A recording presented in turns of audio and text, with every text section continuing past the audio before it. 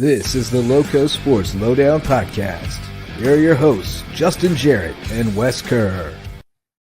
Hey, LowcoSports fans. Welcome to another edition of the LowcoSports Lowdown. It's Wednesday night, right? Wednesday night edition. Yes, we got Wes and we got our new third wheel, Max Arraj, along for the ride as well tonight on the LowcoSports Lowdown, bringing you all the latest in local sports news from around the Lowco. And sometimes we get to talk to friends, too. I don't think we have any friends coming by tonight, but we got plenty to talk about for sure.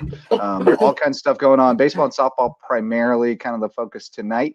But a couple of headlines as well. Bluffton has their new girls basketball coach, CJ Coddington. She will replace Lonnie Roberts, who retired after being the only coach at the school since 2004. So that's big news. We're efforting Coach CJ. She's a full-time teacher, so 10 o'clock is a little past her bedtime, but she's going to find a night she can hop on with us and we can introduce her. I've heard great things about her, her coaching at Bluffton Middle and at with H2. So hearing good things about her, I think it's potentially, I mean, you never know with a young coach who doesn't have a ton of experience. You never know how it's going to work out. Jury's kind of out until you see, but the track record's good. The playing record's good. We'll talk about it a little bit later, but she played professionally overseas and played at Stetson. So, you know, you like what you see there. And she seems like she might be a good one to usher in kind of a new era, because you got to definitely work with some young kids and you know, coach them up right now. So I hear she's a great trainer. So anyway, CJ Coddington, that's our big news of the day. And then one other thing that I missed from yesterday, a quartet of Lowco golf stars: Jack Crusor, Cade Kruskunis, Bridget Wilkie, all three from Hilton Head Prep, and then Claire Green from May River, helping the U.S. team, which was all South Carolina kids, defeat Team Canada in the Can-Am team matches. All the Canadian kids were from Ontario. So it was like South Carolina versus Ontario, and we got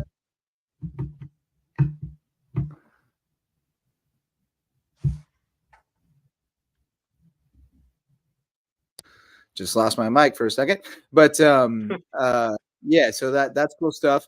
But you guys got out to baseball tonight. I did not. I ended up, by the time I got home from McCracken, we didn't end up having a game, but we had an inter squad. By the time I got home, it was really what's going on. I watched the rest of the Bluffton game on Game Changing. That was interesting. We'll talk about that later. Ended with some controversy, but.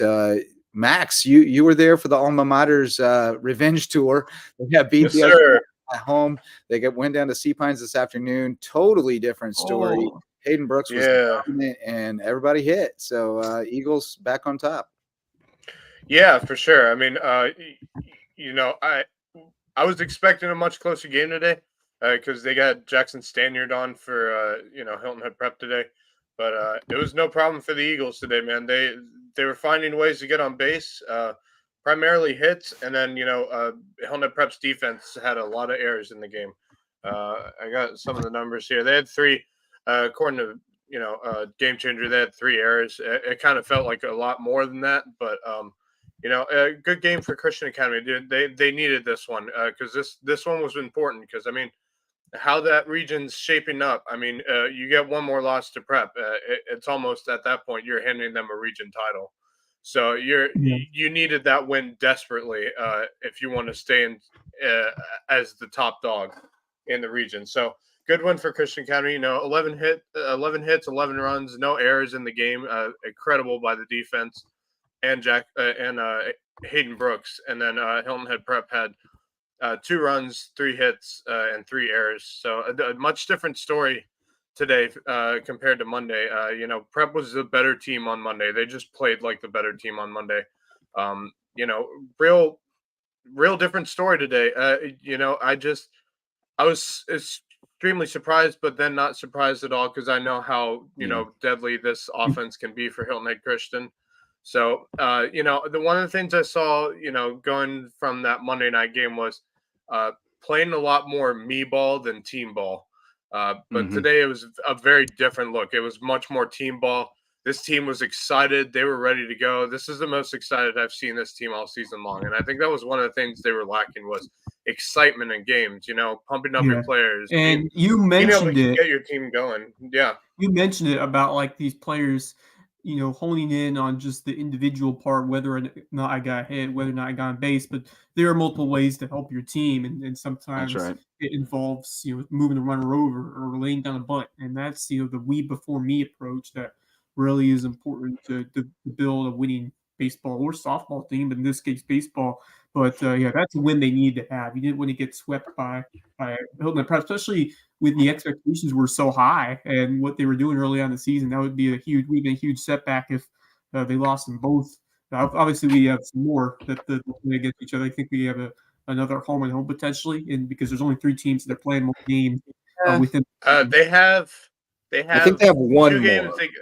They Have one more against Prep. They have a home and home Yeah. against JP2, and then also they have a 3rd game against JP2 Okay, as well. so 3 each. So I think that these teams, 3 yeah. each against each All right. team. So the way Yeah. it's sitting right now, you got Christian Academy with 1 loss. You got Prep with 1 loss. JP2 has 2 losses in region play. So you look at this table, everyone's close because they're all good teams. They're all real good teams. And look, Christian Academy's got JP2 next on their region schedule. You got to keep an eye on JP2 because they can be real sneaky on you. Mm-hmm. So this they got a no couple joke. arms. They got a couple arms that if they have a good day, you could have a bad day, and sometimes that's all it takes. Because Putnam's pretty tough, and DeWig from the left side is funky too, and he's a little more off speed guy, and it can mess people up. They got JP2 Monday and Wednesday, and then again on the 8th of April, and then Hilton Prep on the 10th of April. So 2 big weeks there still left in their region schedule. They also go to that hand-to-hand tournament the first week in April. They'll see some good competition there, and then they go to AC Flora for 2, which is bold. I mean, that's aggressive. I love it. Yeah. I mean, I love it. You know what? Challenge yourself. If you want to have a challenge, AC Flora would be that challenge for you. Because I love it. It's a real talent. I mean, it. Christian Academy's a real talented team, and we've said it before. They're real dangerous from top to bottom of the lineup. So I mean, you go up against a team like AC Flora, it gives you a challenge. It shows how good you can be, and it'll help you a lot, especially against playing teams like Prep and JP2 later on in the season. Yeah. You know where you're at, what you need to work on after a game or 2 against AC Flora. So, Sure. Again, yeah. So good win for Hilton and Christian. They needed this one desperately. Hayden Brooks, man, what a game he had. Yeah. 6 innings pitched, 2 hits allowed, 1 run, 1 earned run, 3 strikeouts, and 4 walks. I mean, strikeouts and walks doesn't really matter because he pitched lights out. I mean, he really did. Yeah. Shout out to him and Cody. They needed strikes tonight. I mean, that was the difference. They did. And so I love that he wasn't necessarily trying to do it all himself. He was pitching to contact and I think I think he pitched 2 double plays, I think, tonight as well. So I mean, he was pitching to get contact, at least ground ball and some fly ball contact. And then Cody Brack came in to finish it off. He had 1 inning, one hit, 1 run in the end. That run was off a walk. So 2 strikeouts, 2 walks to finish out the game. He was able to, get the Eagles finished in that game. So good win for Christian Academy. They needed this one, like I said. Look forward to the next games, which is not till next week, I think. Some time off. Yeah. Yeah, it's Monday and Wednesday against JP2. So Wes, you were over at the Nest. Rough one. It looked like, man, Landon Schwartz pitched his tail off. It looked like he was going to get him out of the 6th, and they booted a ground ball. And then the floodgates open. Brutal. They also had a drop third strike that extended the inning. And then I think it was Trace Mishik who came up with the big 2-run double that kind of broke it open. So 6-3 win for May River. They stay undefeated in the region. But man, Hilton had them where they wanted them. Oh, man. I mean, just yeoman's work from Landon Schwartz. I mean, 110 plus pitches. He went all the way before they had to take him out of the game because of the It went to pitch count, 118. Oh my! Well, I kept hearing Steve Linsday update the dugout with his pitch count because once he hits, I think it's 110, he's got to come out. But once you start the batter, you can finish it. Right. So he just kept battling, man, Yeah. and it looked like he was out of that inning. He got that ground ball, and they were going to take a 1-run lead to the 7th, and the ground ball got through. I said before, that at bat was like this at bat, which was the ground ball.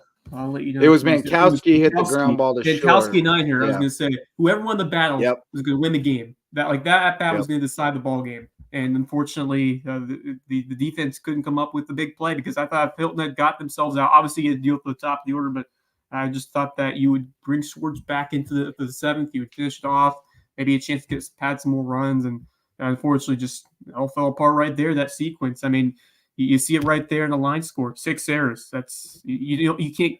As we said last night, you can't give a team 3 outs, especially a good team with a May River squad that can capitalize. And good for Mishik. Taking advantage with a gapper to the left side, textbook double. But Hilton had this one. It was there for the taking for the Seahawks. And, I thought the offense played it. This was the best game by Hilton that I've seen them play, aside from those defensive mistakes, because Larson, he was playing really well at the plate. I mean, pair of hits. Yeah. Connor Wendell was showing up with his bat. And the Seahawks were really scrappy. They drew 8 walks in that ball game. They found ways to get on base, move runners over. They left a couple on, but a really good approach by that Hilton team in terms of fighting against the starter of Bradenton for May River.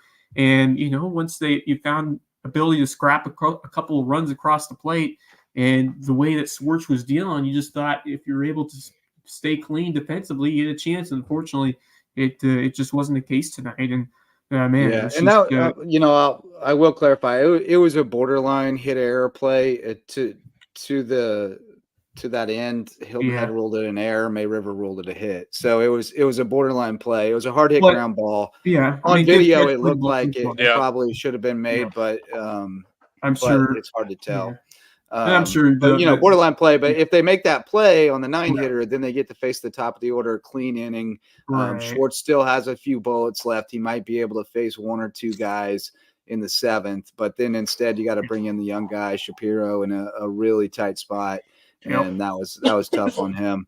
Right. So that's kind of May River's game though too. They had Brisington got him into the 5th, and then they had Hollywood coming in. They figure they're probably not going to give up much more, if anything. And if they can just keep plugging away, they had the top of the order coming up there. So, they might have scored them in the 7th anyway, but when they got the opening, they pounced, man. They had the top of the order coming up there, got the extra out, and they made them pay. And I mean, in that at bat, Mankowski was down to 2 strikes. Yeah. Way to put the ball in play. He was 0-2, wasn't he? He was 0-2, yeah, I believe so. Yeah, he was 0-2 and battled all the way back, and then hit a hard ground ball left side and got through, found a way through. So, just put the ball in play, put pressure on him, make him make a play, and eventually maybe you crack the foundation. But solid effort by Hilton Head. Yeah. Schwartz was a dog. He was a dog out there. The way he competed into the very late portions of that ball game. I mean, 7 Ks, no earned runs, six total runs. None of them were earned. Wow. Which was designated by the score. I thought one of them was, but the score says no earned runs. So I'll leave it at that. But 3 walks, 7 Ks, really impressed performance, and picked up a couple of huge strikeouts. And I really thought when you got that second one on the right hitter looking, and I thought that he was going to finish off and give the 1-run lead, and just it was a pinch hitter. Pinch hitter number 1. Yeah. Mishik. Mishik. That looked like a huge strikeout, and then he got the ground ball, and you were like, oh man, he's going to get out of it. And nope, got through. That's baseball, man. That's baseball. That's baseball. You got to get all the outs. Not 27 in this case, but 21. It ain't over till it's over. Yeah. But so May River stays undefeated, and James Island also stays undefeated. They won 4-3 at Bluffton. Bluffton led for much of that game, and then James Island took the lead late, and then there was some controversy at the end I was watching on Game Changer, and it was hard to tell exactly what was going on, but I've since filled in the gaps a little bit, and it was what I thought it was. I was watching called strike. I actually, for some reason in my head, thought there were 2 strikes. I don't know if it was because it was on Game Changer there were 2 strikes, or if I have no idea. But in my head, I thought, oh, that's strike 3. But then everybody kind of froze for a second, and it wasn't clear that anyone on the Bluffton side thought it was strike 3. But the pitcher seemed to think it was strike 3 based on body language, and was looking around, and then they said strike 3, and then everybody was like, what? And then apparently it got heated after I wasn't watching anymore, but and things were said. But so Bluffton disputed whether it was strike 3 on the last batter, who was Cooper Deitch. They said it was strike 3, and the game was over. So they lost 4-3. They did have runners in scoring position in that inning. They had first and second, and then bunted them over. And then they walked Martucci intentionally to put him on to load the bases up. Sorry, it was Williams who struck out. They had already struck out Deitch for the second out, and then Williams struck out looking on maybe strike 3 or maybe strike 2. There's some dispute about that, but regardless, it's in the books. James Island 4-3, so they're still undefeated. We're still barreling toward that James Island versus May River matchup at the end of the season, as long as somebody doesn't trip up. But they still got to play other people tpushover I can't wait. Colleton for that had series, a lead man. on Lucy Beckham all night tonight and let it slip away at the end. But they're not a pushover either. So James Island still has Colleton, Hilton Head, and May River, whereas May River has Colleton, James Island, and Lucy Beckham. So they're about the same as far as who they have left. Oh, I can't wait for that series. Oh man, I can't wait for that series. That's gonna be so much fun to watch. Yeah. Hey, how about Beaver High School tonight, man? Got another win. They did. Looking real strong, man. A one-hitter, by the way. A combined one-hitter. Malcolm Webb went 5. They only had to go 6. Yeah. Malcolm Webb went 5. He only struck out 3, pitching to contact, 1 hit, 1 unearned run. He did hit 2 guys. Brutcher was 2 for 3, 2 runs, 2 ribbies. Will Heron 3 for 4 with a double, 2 runs, 2 RBIs, and Dylan Rast, who was the ace last night, 2 for 2, 2 runs, 2 RBIs. So solid. That's 3 in a row for them now after that 3 game losing streak that got kind of ugly against in a 4-day span. We also knew they were going to be pitching off in those games because they couldn't burn anybody that they were planning to use in the region series. At that point they were basically waiting for that Philip Simmons game on Friday. That's basically what they were waiting for. So I mean, still trying to have something for Tuesday against Creek too. I think you got to make sure you take care of the region games. So it was a lose-lose for them. They were in a bad spot. With the way it was scheduled, it was like, man, you're kind of hamstrung on what you can do here. I still don't get the scheduling, but that was weird. But it is what it is. So that's the baseball. So let's take a quick break and shout out some sponsors. The MVP sponsors of LowcoSports start with Megan Jarrett, my wife, and the official realtor of LowcoSports. She's with the Anchor Home Group of Keller Williams of the Lowcountry, and she'd love to help you find your place in the Loco and put down an anchor in the best place. It's a great time to buy right now. So if you want to get into the market, call on Megan Jarrett, the official realtor of LowcoSports, and my wife, Homegrown Home Inspections, the official home inspectors of LowcoSports. Jan Lucas and his team are the best in the business in the Loco when it comes to making sure you make a sound investment in the Loco real estate market. They're going to check over that home from top to bottom. And if you're building a new home, you got to have that phased inspection from Homegrown Home Inspections to make sure it's built right every step of the way. And Mickelson Law Firm is the official real estate closing attorney of LowcoSports and the presenting sponsor of our HHCA coverage. Tiffany and Ryan and the Mickelson team have been supporting us since day one, jumped on back in 2017 to support this vision, and still with us today. We love the Mickelson Law Firm. And Hospice Care of the Lowcountry, official hospice provider of LowcoSports and the only not-for-profit hospice in Southern Beaufort County, and your nonprofit of the year in the Golden Oyster Awards this year. So congrats to the team over at Hospice Care of the Lowcountry, where it's not about dying, it's about living. Those are our MVP sponsors. And gentlemen, let's shift gears to the other diamond and talk a little softball because our favorite girl, Hannah Caraballo, she's become the new star of the show. We talk about her every night out. It seems like. Gosh. She outdid herself. We need to get her on. Young Hilton Head team, obviously, but she kind of outdid herself tonight. Perfect game, 5-inning perfect game, 15 up, 15 down, struck out 5, went 2 for 4 with a double, a run, and 2 RBIs. So a very nice night for Anna. Game was not finished at Bluffton. That's what David says. Yeah, I think there might have only been 2 strikes. So that's what I was thinking. Yeah. Maybe he's saying they protested it and the game's going to go. That might be a possibility. That might be a real possibility. I wouldn't be surprised by that. I was told choice words were exchanged between the fans and the umpire. There was suggestions were made. Welcome to the Lowcountry. Game changer has it.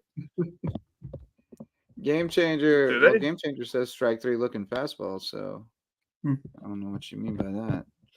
But it has the video. So we'll go back and peep that. We'll check that out. Yeah. But nonetheless, Anna Caraballo, outstanding effort tonight. 19-0 over Hilton Head. Young Hilton Head team. Not a lot of pitching experience. They got some kids that really probably in most situations should be playing JV that are being asked to play varsity, and it could be good for them in the long run, but you're going to take your lumps. Yeah, for a while. Good experience. But Michaela Landry, 2 for 3, 3 runs scored, top of the order. She's fun. Charlotte Berkeley, 3 for 4, 2 doubles, 2 runs, 3 RBIs. She's been raking and playing a good shortstop. And Brooke Swigert, 2 for 3, 2 runs and an RBI in the 9-hole. So keep an eye on that May River girls team on that softball team. They are just feasting. They're doing it all. Andy Caraballo set the tone, and it's really exciting squad to watch. I cannot wait to see them in action, especially that game against Colleton County. Unfortunately, I think I have USCB that night, USP baseball. So I don't know if I'll be able to get to that, but hopefully somebody will. Check that one out if at all possible, because that's 2 of my favorite teams to watch. I love both of them. Yeah, USCB. I think next week they have it earlier because it's Easter weekend. I think they moved up the baseball series. So yeah, they did it for this weekend too. Yeah. But we need to get Anna on, man. Yeah, we will for sure.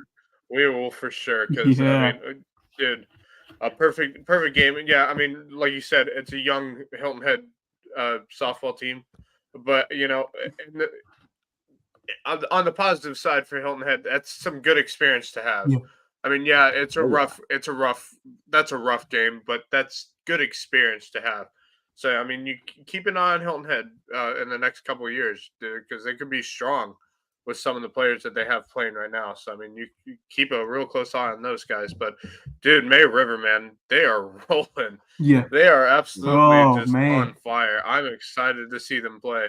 Yep. I got to get out for a game one day. I definitely got to go see them play. Yep. And they're young, too. They're still young. I mean, Anna's a senior, but they got a bunch of young players on that team. Is Anna playing at the next level? I don't think she's committed yet. I suspect she will get the chance. She's a high academic kid too, so it's a little different game for her. As so many of them are at May River. Yeah. So it's a little different recruiting game for her. I haven't talked with her or her dad or her parents that much about what her goals are at the next level, but I intend to, because she's got the ability to play at the next level somewhere. It's just got to make sense for her academically. But there's got to be a place out there. I would suspect they're looking at. I mean, you never close yourself off to the idea of playing at a Northwestern or a Stanford or something like that if you're a high level academic kid. But I think they're probably looking at high academic D3s and things like that. But we'll definitely touch base with them. Definitely get a lot tougher for May River. The next 3, James Island, who's also unbeaten. So battle of the undefeated squads in this region.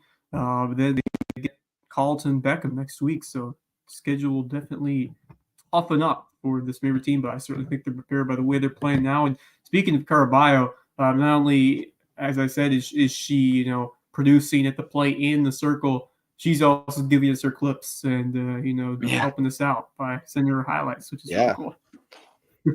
Yeah, I'm gonna check out their highlights on Also, Game Changer later tonight.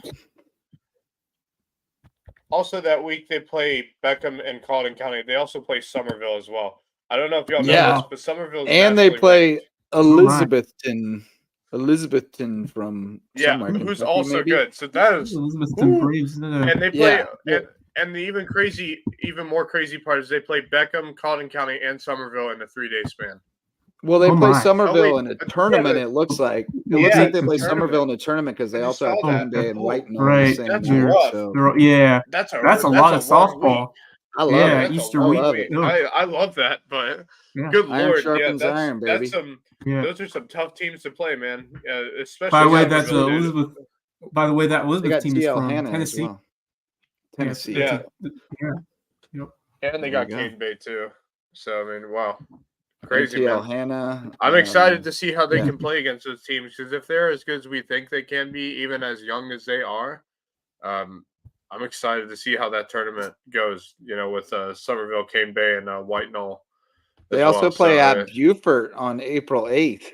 Kylie Rask that's May River good one. Lineup. Like that one's fun. I bet Javon will be on that one. That'll be he better be on that one. If Javon's on that, I'm getting that day off from work just to be at that game to broadcast. Get on the call. April 8th, that's a Monday. Monday night in Beaufort. Yeah. Make your plans for that one. Oh, I'm going to try to get that day off. That's a fun one. That'll be enjoyable. Yeah, man. Other softball, James Island routed Bluffton 14-2. That Bluffton team's very young. Remember, they had 4 college offer kids, 3 that are playing. That graduated off that team, so they're rebuilding a little bit. I like the coach a lot, though. I think she's going to get it going. Colleton County 8-5 over Lucy Beckham. They were in command of that game the whole time. It was 8-2 late, and they gave some up.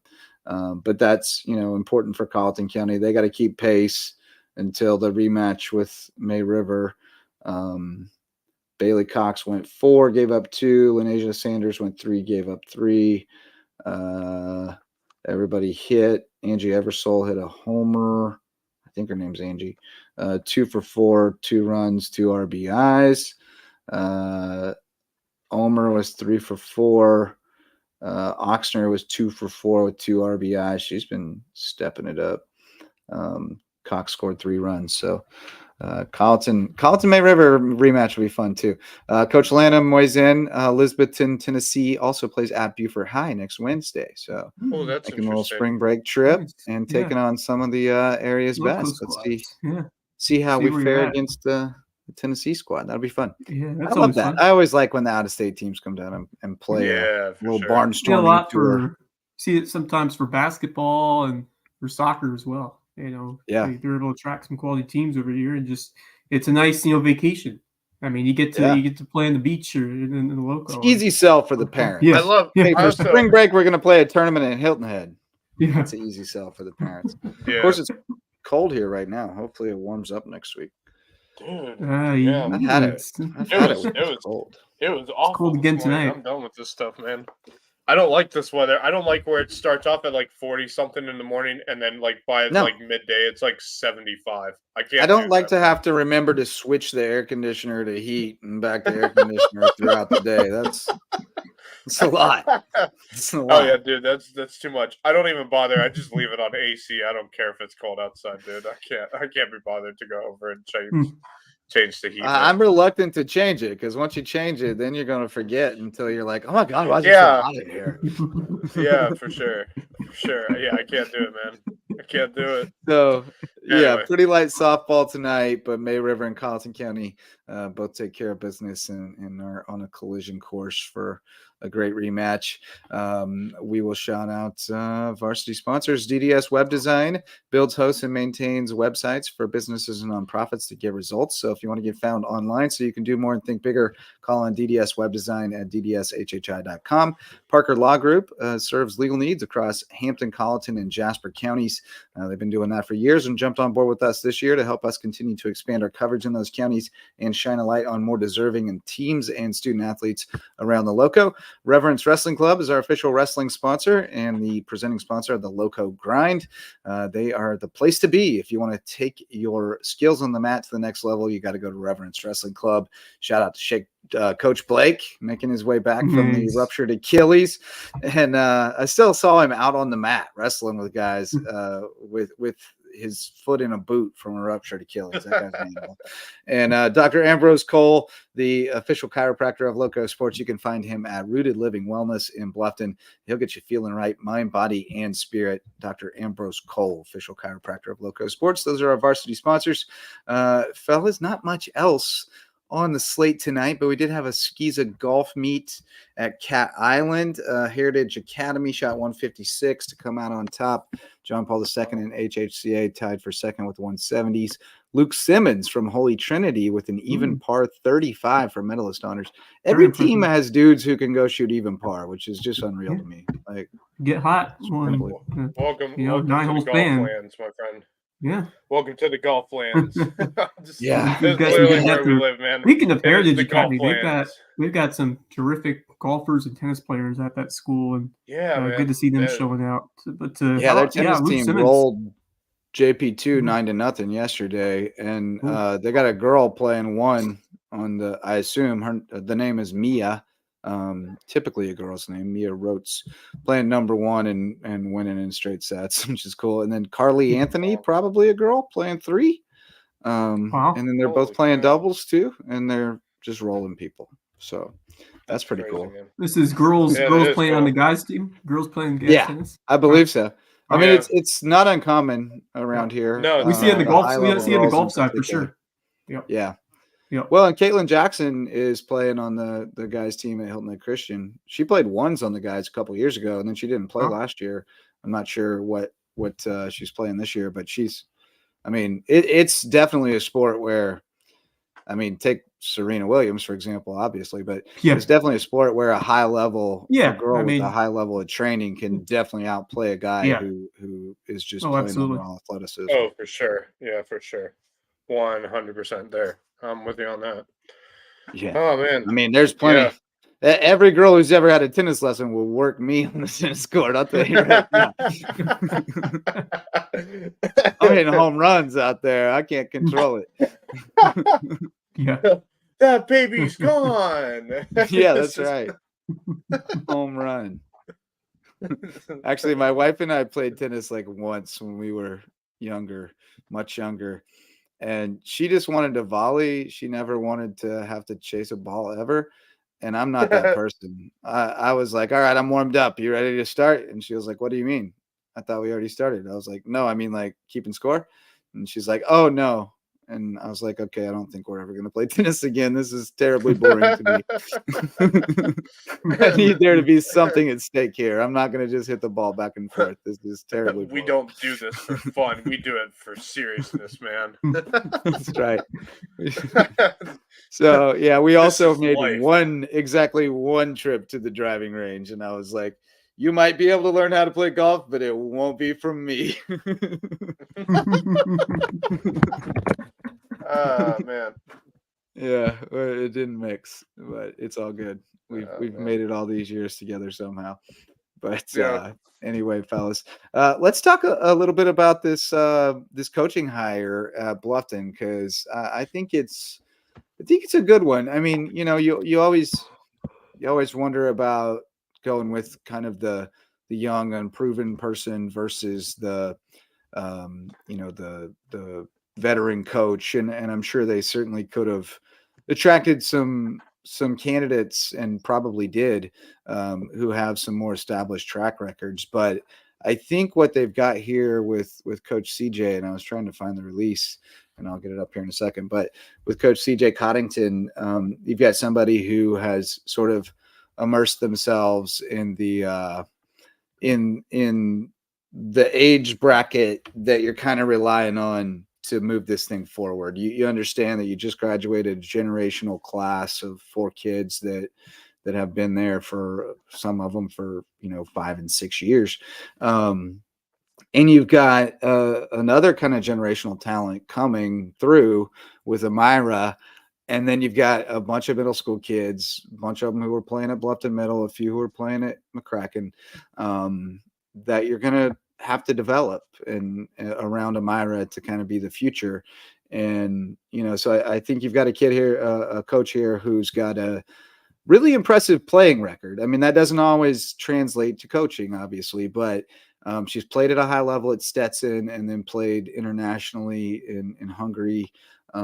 She's, from what I hear, a really excellent trainer, like a skill developer. Cool. And I like that when you're in a position where you're going to have to develop some people, X's and O's isn't necessarily going to get it done. You're going to have to be able to get blood out of a stone, so to speak. You're going to have to develop some kids. And so I like it from that standpoint. Jury's always out on a coach. I am inclined, as I've said before, to like the hire most of the time, unless it just doesn't make sense. If I can't find a way for it to make sense, then I'm probably not going to like it.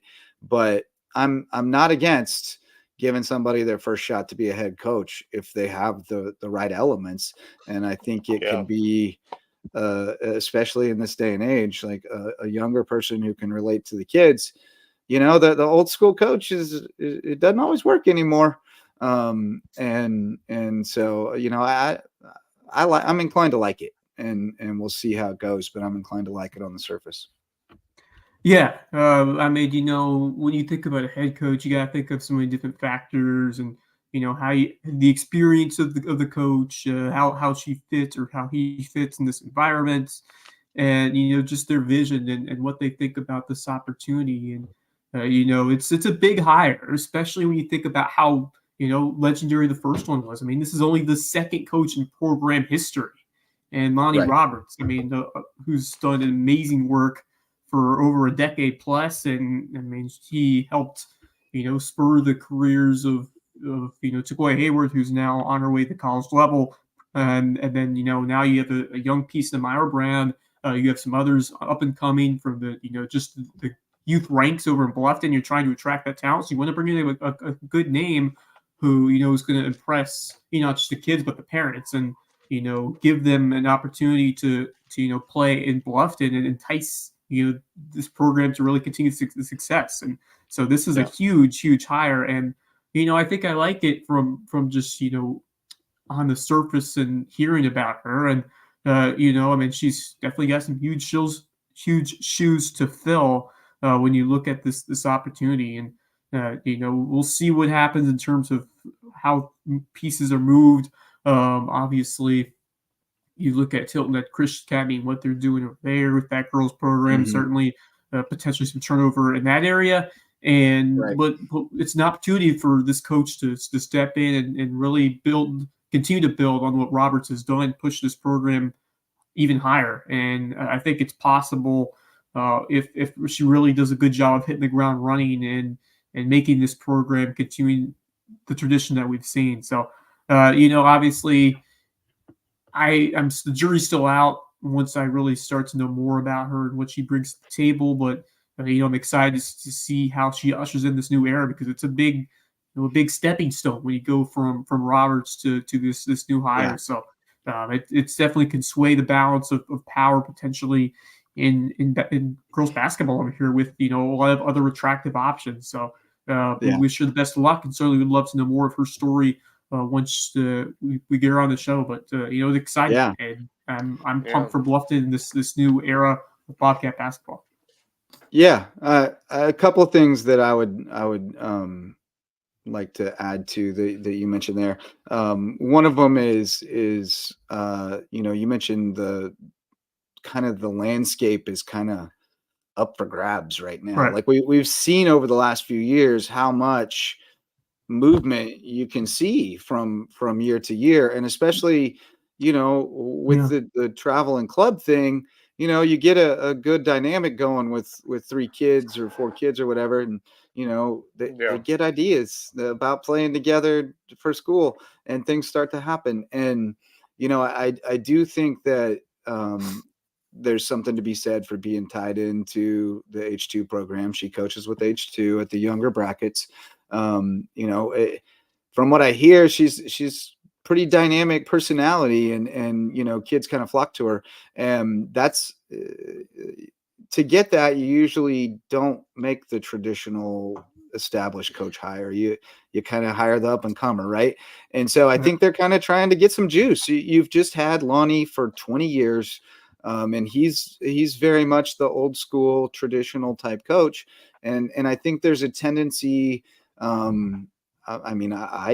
feel this tendency as a hirer, as an AD. I think I would be inclined to want to kind of go in the other direction. You've had that more traditional coach your entire time, and maybe it's time to just kind of switch it up. So, I like it. Who knows how it goes? It could be a situation where they don't win very many games for the next few years, but she develops kids and she gets another opportunity somewhere else. And you think, well, what a failure. She coached there 3 years and they only won X number of games. And then 3 years from now, they're really good. And you go, man, she developed those kids and they turned out really good. So, nothing happens in a vacuum, but I like it on the surface. Young black woman too. I like that. She's going to be coaching mostly young black women, let's be real. It matters to have a coach that you can relate to and that looks like you. Oh yeah. So I'm all for seeing more, especially black women coaches in high school basketball. You don't see nearly as many as you'd think you would based on the demographics of the rosters. I'm for it. I like it. Oh yeah. I love it. I think it could be a real good hire, knowing that she's good when it comes to developing players and stuff like that. Something that Bluffton's going to need over the next couple seasons or so. They probably have a real young team going into this next season. So to have someone who knows how to develop players is extremely important. So I think this was a good hire by Bluffton, but obviously again we'll see what happens over the next couple seasons or so. Yeah, it definitely brings a good look, a youthful kind of flair and energy, and excited to see what she brings to the table. It's going to be different, but it has the potential to be really good and really, really beneficial to a program that went for some youth on the football side and hired Hayden Gregory, and look how that's turned out. And he's become a star here, and obviously you don't know how much longer, or he could stay here for a decade, 2 decades plus, or he could find an opportunity, a different, if he wants to elevate his potential career going forward, and obviously that's a story for another day. But I'm just talking about the way that Bluffton has done a good job seeking out, high reward hires, in a sense, like people who want to really find that next opportunity and build kind of risk reward. Yeah. But, they went the other direction with boys basketball and hired a more traditional established coach, which I also thought was a smart move because they had a lot of turnover over the last few years. And I thought they needed to kind of rebuild a foundation. So, I've been pretty impressed with their recent hires at Bluffton, honestly. I thought bringing in Woody Melton was a little bit of a head scratcher, and, he did it I think he was just kind of filling the seat for a year because they didn't have the right person, and then they ended up finding their guy with Bradley Gabriel. So I think they've made pretty good moves there. I think Todd Stewart and Dr. Can't think of her name right now, the principal there, her name's escaping me at the moment, but I think they've made some smart hires, and I think it's going in the right direction at Bluffton. They did lose Kharkov, their offensive coordinator, to a head coaching job in Georgia. He was pretty good. He was the right hand man. Good. He was the right hand man. He was the QB's guy too. And I felt like he did a really good job of getting the most out of both Max and Owen Bays. Kind of developing them to fit what they were looking for and letting them thrive. So that's a big loss. I'm sure Gregory has another QB guy in his back pocket that he'll bring in, but Kharkov he's a pretty smart mind and was an asset to the baseball program too. So I kind of thought he might be the next guy there, because you got to think Kitty's been there since the start too. Lonnie retired. You got to think Kitty's probably next, and so I thought maybe he'd be the next guy there, but that's not going to happen now. So Sater is going to be the OC. There you go. Carrick's got it. We got to get Kerrick in here, man. He's got all the goods on Bluffton. He's our Bluffton beat writer. Come on down, Kerrick. Come on down, man. I'll have to get him. I'll see him at the, I always see him at baseball, McCracken baseball. So I'll have to get him in the loop. We'll have to get him in here to fill us in on the Bobcats. But the other big story that I noted at the top was the golf. And there's our South Carolina champs, Team USA, representing from South Carolina.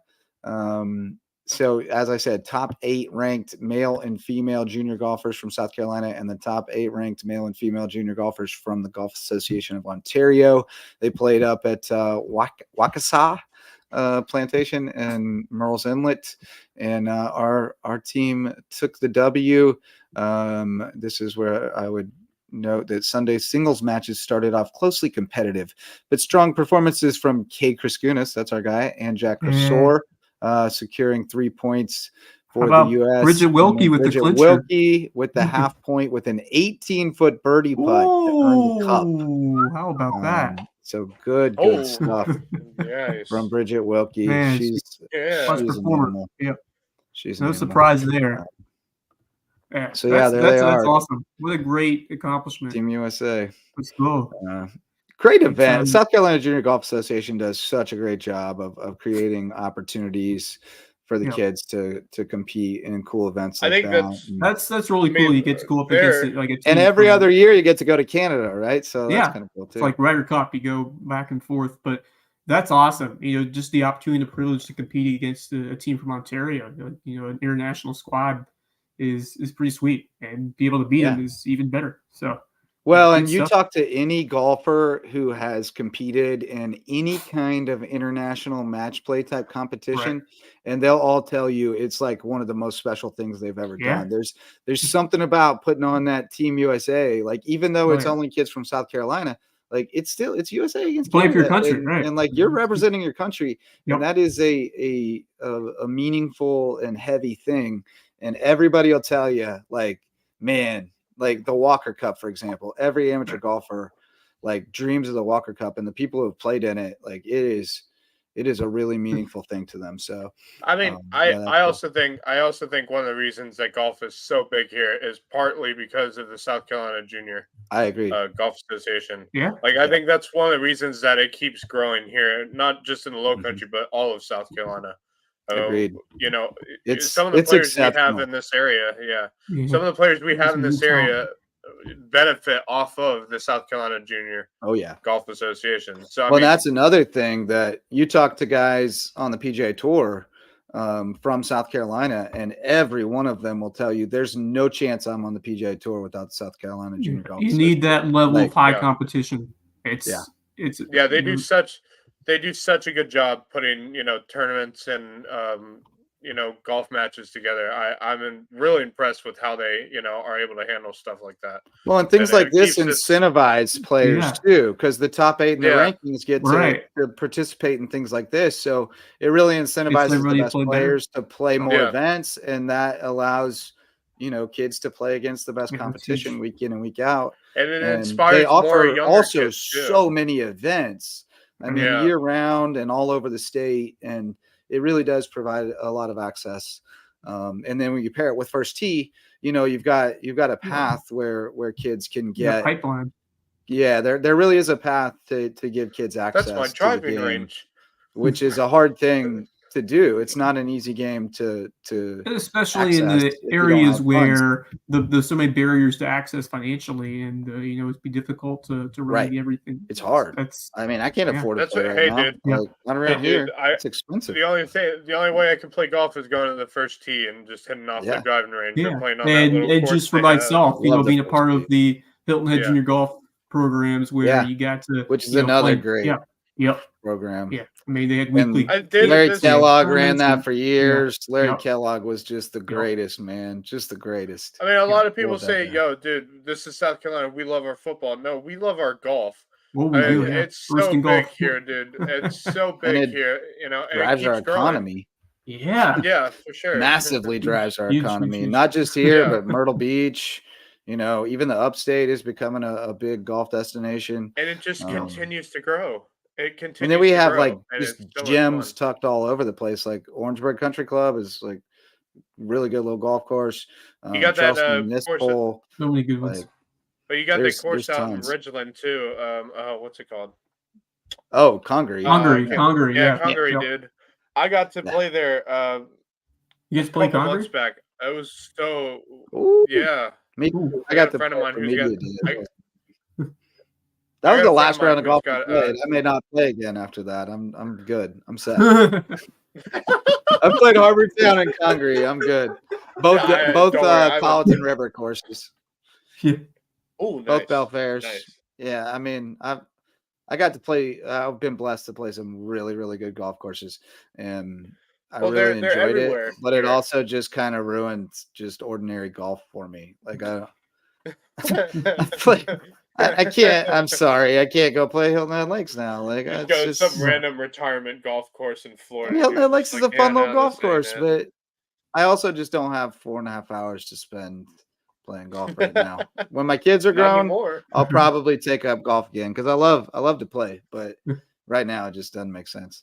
I don't have time to play well right now, and I do not enjoy playing poorly.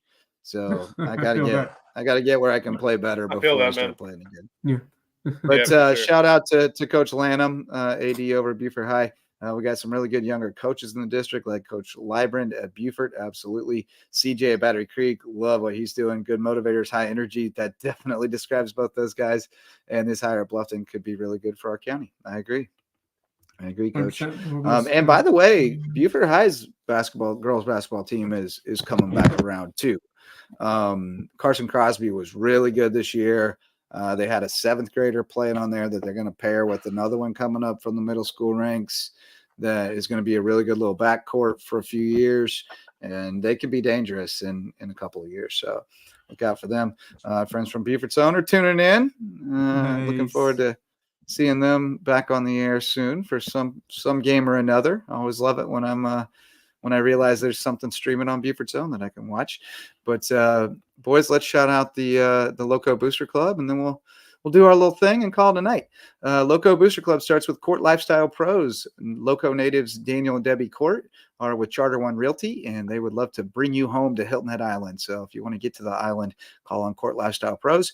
Revive Rehab, Women's Health, and Pelvic Floor Physical Therapy. Dr. Ali and Dr. Jen are the best when it comes to helping you with your postpartum issues. So if you have a friend who's had a baby, get them over there.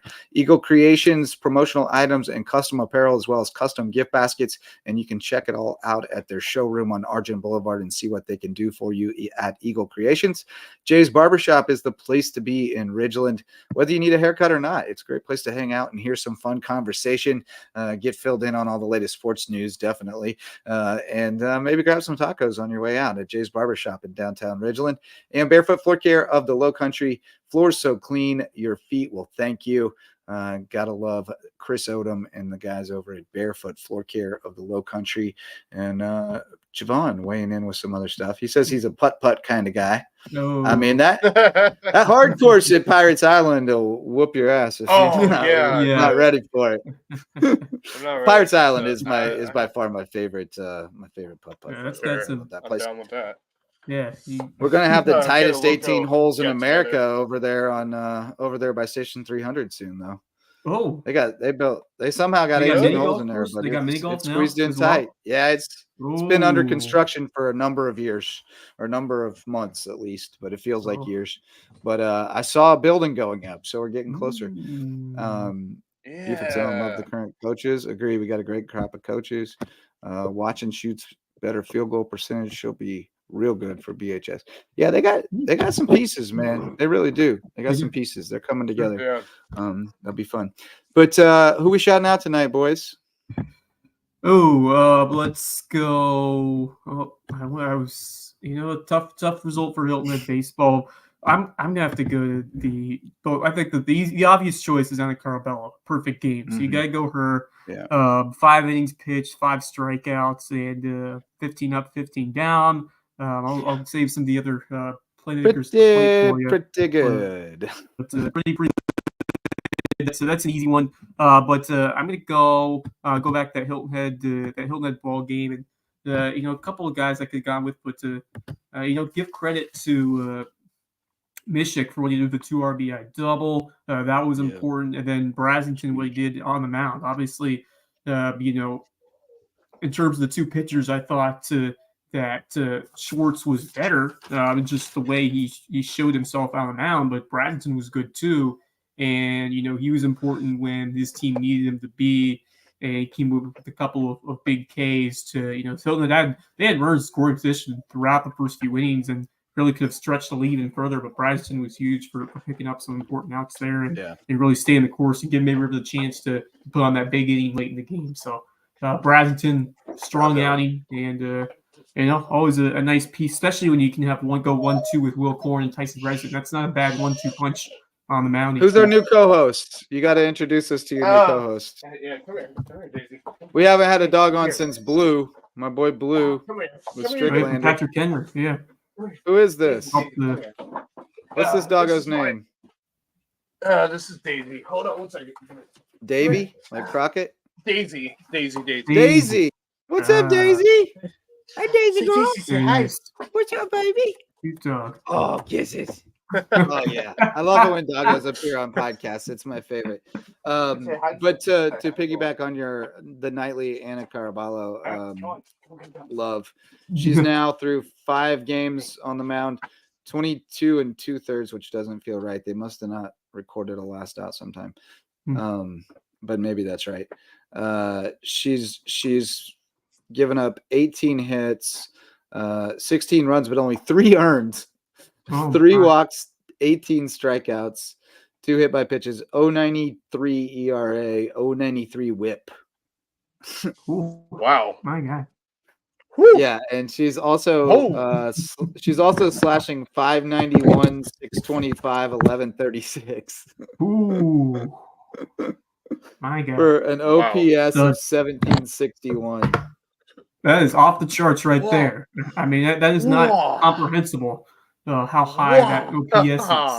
I mean, I'll take an 800, and she's doubled that. I mean, that was fun with stats. Right. Yeah, Max, who you shouting out, buddy? Give me Hayden Brooks, man.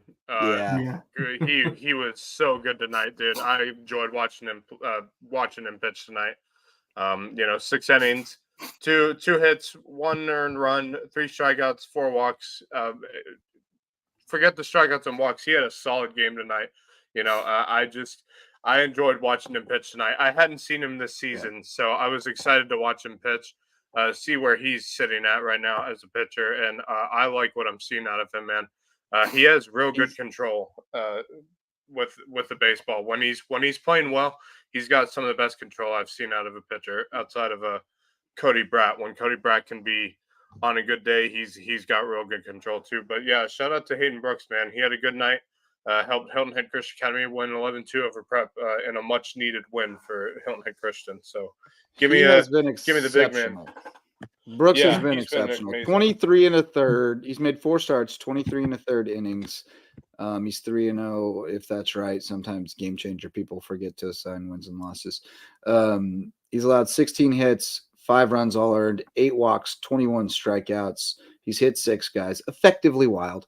1.50 ERA, 1.02 WHIP, and 200 batting average against. So he's been really good.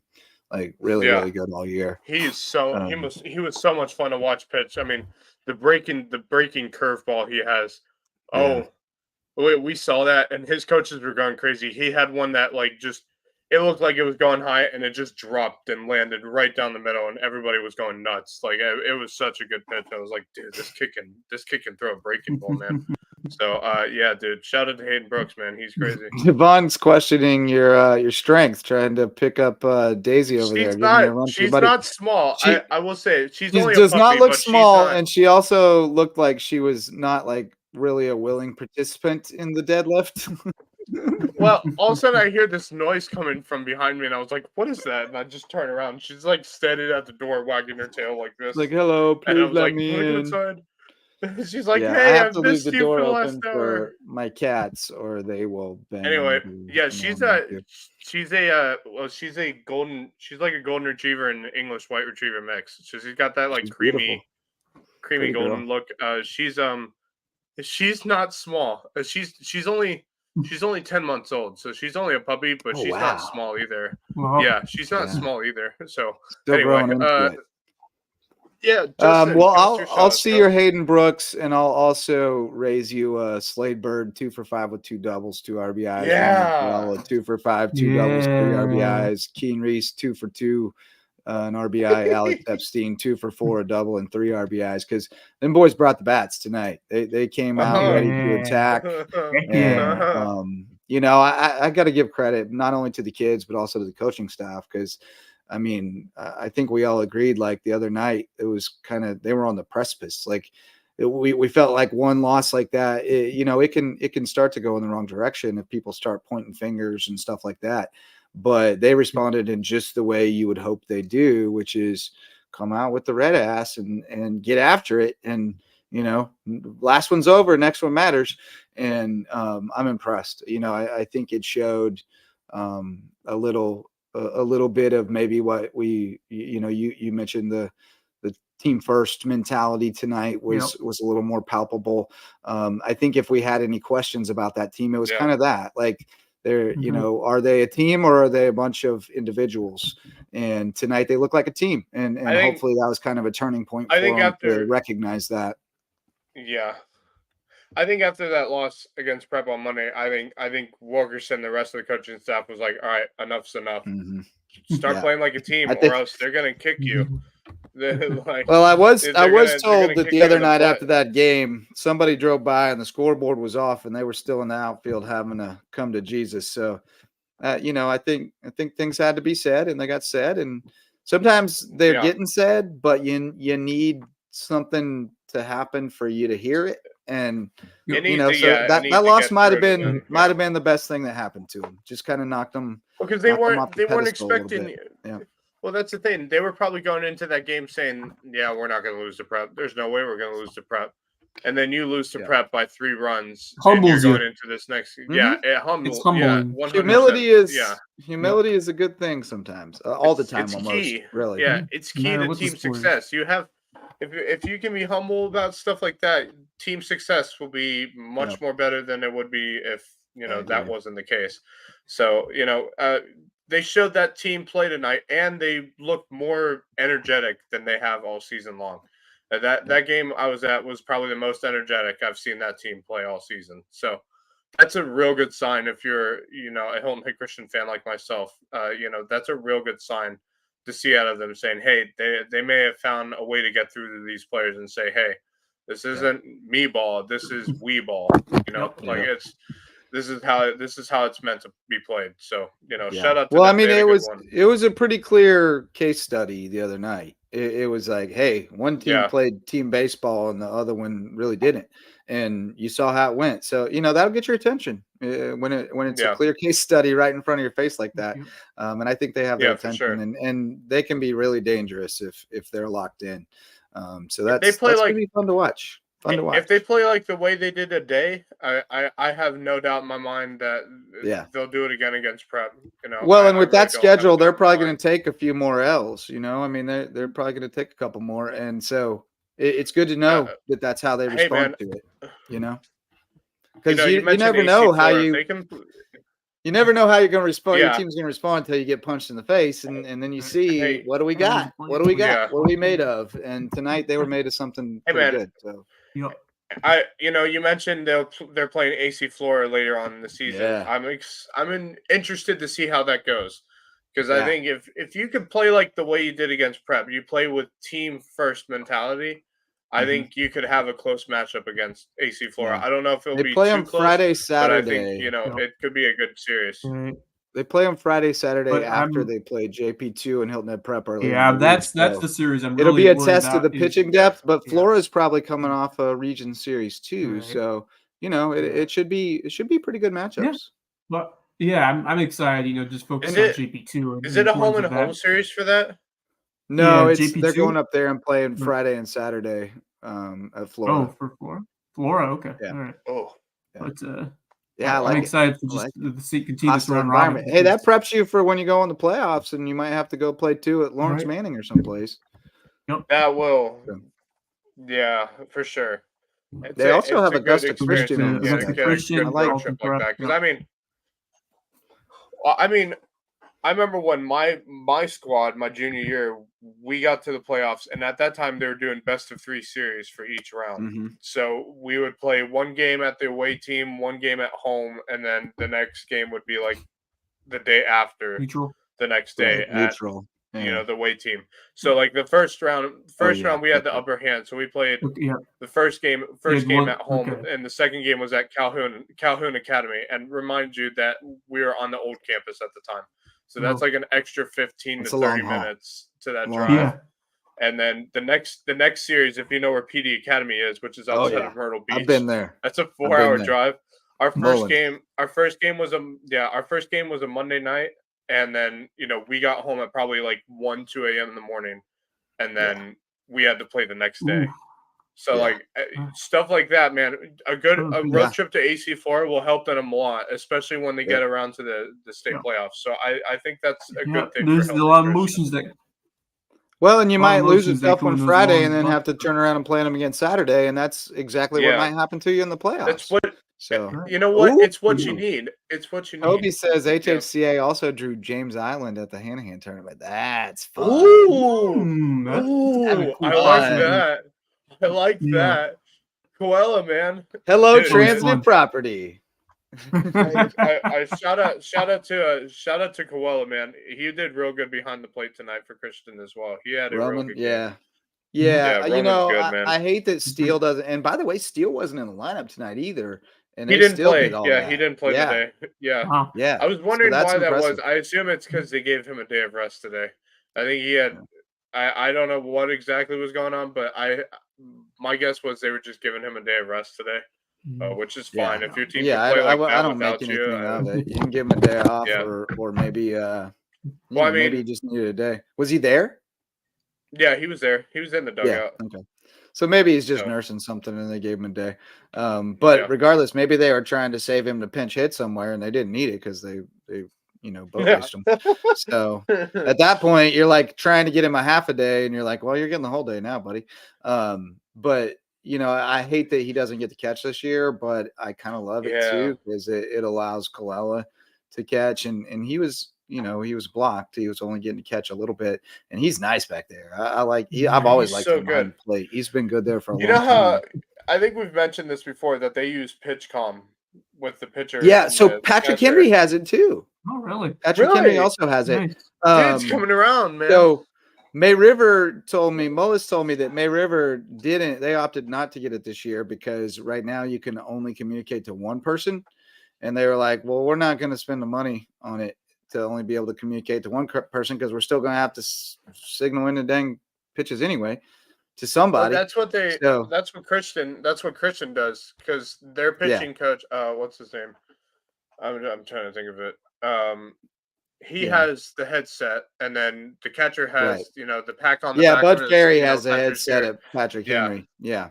And then so May River said when they change the rule where you can have both people mic'd up where they can just say it to both the pitcher and the catcher and not have to use any signals, then they'll do it. But right now, when you got to signal it anyway, it's like I like it, man. I like it. It's cool. I enjoy it. I don't care for it. Technology.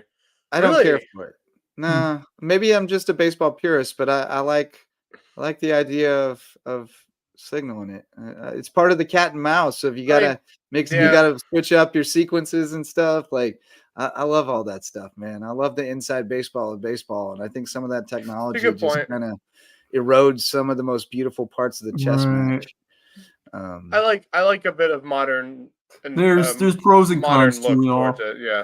Yeah, for sure. I mean, I'm at the high school level. At the high school level, though, that is definitely what I hate is when a game gets held up because the pitch comm isn't working. Like we don't know how to do this. So I will say this. I will say this. So it's funny because Christian uses like a number system for when they do pitch comm and stuff. Right. It will be 3 numbers and that's what everybody uses anyway. So when the pitch comm doesn't work, they don't have to worry because you just give them the numbers using your hands. And why do we need the pitch comm anyway? We can do it like I assume 3-1-2. is PitchCom. I do have a question. So not. is PitchCom? I assume PitchCom is the thing in college ball. I assume so. Yeah. So I think I think.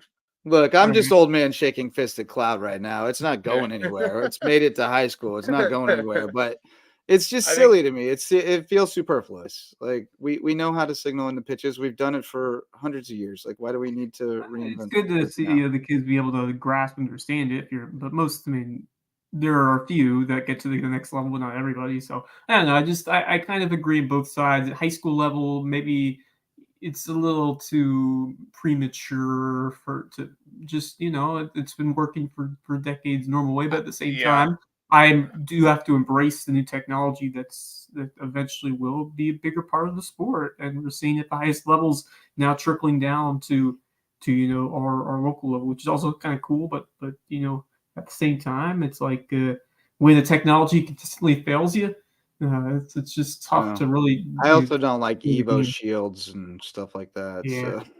So. Oven mitts. It saved sliding mitts. It saved my butt. Hey, dude, it saved my butt a few times. So I'm okay with having Evo. Although in terms of technology, there's a few times I got hit in the foot with a baseball. I'm just tired of kids missing. I will say, so we have pitch comms. We have pitch comms in high school baseball. We still have a shot clock in high school basketball. Right? Yeah. Amen. If we're gonna use technology, let's use it to solve problems, not like go looking for solutions to problems that don't exist. Why do we not? That's all. Why don't we have a shot clock? I've still wondered that to this day. The argument against it, I think, is it's an expense for a lot of schools, a lot of rural schools that may not be able to afford it. But I'm certain we could come up with a grant or something. There's a thing called a watch. You could just use a watch, start the timer. Come on, boys, let's go. Yeah. Come on. I'm sure there's some, can't we get like Palmetto Electric or somebody to make a big grant to donate shot clocks to every place in the state for goodwill? You got billions of dollars. Premature. You said earlier that it may be premature at the high school level. Max and I agree that it's premature to play regular season Major League Baseball at this time. And to my argument, we saw 13 pitchers used in this game in Korea. We also saw the first batter of the season walked on a pitch clock violation. So that was fun. Mookie Betts. And then he stole second, but then he had to go back because the umpire got in the way on the catcher's wind up to throw to second, and he hit the umpire in the head. It was umpire's interference. So then Mookie had to go back, and then Ohtani hit into a double, or maybe it was Freeman. Somebody bounced into a double play right after that.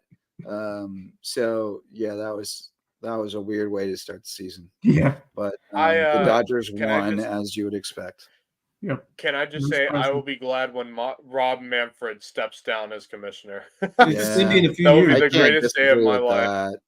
Supposedly it's 2 years from now when his current contract is up. He's leaving. So are we still doing Ghost Runners this year? Are we still doing Ghost Runners this year? I haven't heard anything that they haven't. They won't do that. I don't know why we need to do that anymore. We did that for COVID. I don't mind it. I don't mind the. You like the Ghost Runner? I don't care for it. Speeds up the extra. What I don't like is like 12, 13, 15 inning regular season games. I do. I love the anomaly of it. It's fun. I love to be like, oh my God, that game's still going on that you checked on in like the third inning like 6 hours ago. Yeah, I don't know. I mean, it solved some problems, but we solved the game time problem, the game length problem with the pitch clock. So I feel like the reason behind it. But see, what happens so often when I watch an extra inning game is it doesn't actually speed up the game because you put a guy on second, they bunt him to third, they score him, and then the other team gets up, they put a guy on second, they bunt him to third, they score him, and then we just got to go another inning with the guy on second. Like, it doesn't actually speed anything up. Maybe we should just make position players pitch in extra innings. Like, just make it a total farce. See who can I think we need score the most. The home run derby.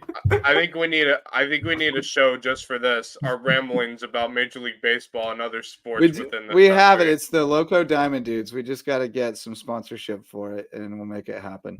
We'll get Mullis in here, and we'll just rant about all things baseball. But some basketball games would have been different this year for with the shot clock. No doubt. No doubt. Hilton Head Prep would have looked a little different. I think it would have helped them though, because it would have forced teams to actually do something on offense instead of just throwing around the perimeter for 2.5 minutes. That was boring. Which is what they do Speaking best. of Hilton Head Prep, Virginia went out already. They're gone. Virginia, the Cavs. Wow. Yeah, 14 points. That's why I say speaking of Hilton Head Prep, because they had 14 points. Hey, and there's still time to join our bracket pool, our bracket challenge. Yeah. Share. I'm going to retweet that link and make sure as many people see it. Yeah. I got to put one in that one too. I got like 5 brackets already. I got like 5 brackets already on ESPN or something like that. Oh, I'm a one bracket to rule them all guy now. Back in my younger days, I had many brackets. It get too confusing. I didn't know who I was rooting for, so now I usually do 3 brackets. I do 2 serious brackets that are a bit different from each other, and then I do one just like for the hell of it. Chaos. One based on mascots or team colors. Or something like that. Yeah.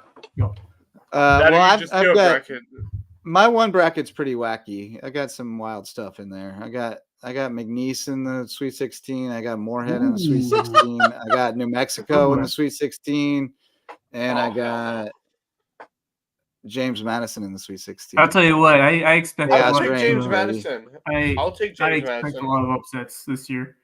College basketball, it just seems every year it's gotten more and more chaotic. The variance is so great. Y'all do know South Carolina's losing the first round, right? Oh yeah. Well, actually, Oregon. I like them in the first round because I'm scared of Oregon. I'm scared of NC State. I'm scared of all these teams that came out of nowhere and made crazy runs in their conference tournament because Oregon also won a Pac-12. They were running on adrenaline at the end, and then you got to crash, and then you got to travel across the country and play with very little prep, and it's a really, really hard grind to bounce back. Oh yeah. I mean, occasionally a team will keep that going, but usually not past the first round. I will say I do have a 13. I will say I do have a 13 seed in one of my brackets getting to the Elite 8. Who's that? Charleston. Which one? It would be Charleston. You got them beating Bama. You got them beating. I think they're good. I think. This is their second tournament appearance. Yeah, I mean, because you lost. Didn't they lose to San Diego? They lost to San Diego State last year in the first round, right? And it was a real close game. And then San Diego State obviously went on a run and made it to the national championship. No, I think they're capable of it, but I also think Alabama's capable of going to the Final Four. So I don't disagree with you on that, but something just makes me feel like Charleston's got a good shot in this. Yeah, game. Somebody's going to do it. Somebody's going to do it. I like McNeese and Moorhead both. They're both really good. Criminally underseeded. Yeah. And then Ricky Pitino at New Mexico against Choke and Clemson. I like him. I like them. Tennessee is going to go out at some point too because Choke and Rick Barnes. So, but when I got half in mind to take them out early, but then Dalton Connect's really good. So I kind of feel like maybe they're good enough that Rick Barnes can't blow it for him, but he does have quite a track record. So we'll see. It's the best 4 days of the year, boys. Can't wait. Yeah, nothing like Thursday and Friday of March Madness. Thursday and Friday. Can't wait to see Stetson take down UConn. Bless my mom for letting me pretend to be sick on Thursdays and Fridays in NCAA tournament time when I was a kid. That's fantastic. She knew I was going to pretend to be sick, so she just cut to the chase and said, you can just stay home tomorrow. I know you're going to want to. All right. God, I wish my parents would do that. Although I will say we had this room during the March Madness tournament at Christian Academy where we have a huge projector and just have like 4 games playing at once on this. Everybody had that one teacher. Like back in my day, they literally would like go to the AV department and check out a TV and roll it down to their room for the day and just have it play all day. Yeah, back when they put the TVs on carts and the TV cart. Yeah.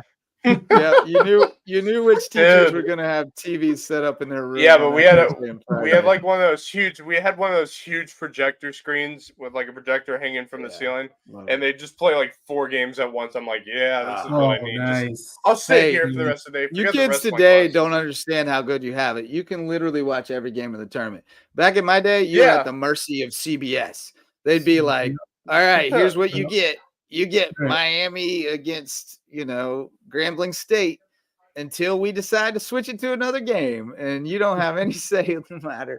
And, man, it was painful to be sitting there watching the ticker and knowing, like, an upset was happening and you couldn't watch it yet. Right. And then they'd be like, all right, we're going out to Phoenix where Santa Clara's got the lead on Arizona. And it's like, It's such a made-for-TV tournament with the way it's set up. It's perfect. I will say, I think me and Justin talked about this last night. I remember just for the hell of it, I decided to watch the UMBC Virginia 116 seed few years back. I remember watching it just for the hell of it. I was like, all right, let's see what Virginia has, see if they're going to get farther in this tournament. And all of a sudden, out of nowhere, UMBC just started shooting threes. I was like, okay. All right. And then they won by like 20. My family thought I was crazy because I was like, you guys got to come. You got to come to the TV. You got to come to the TV. 16 is going to be the one.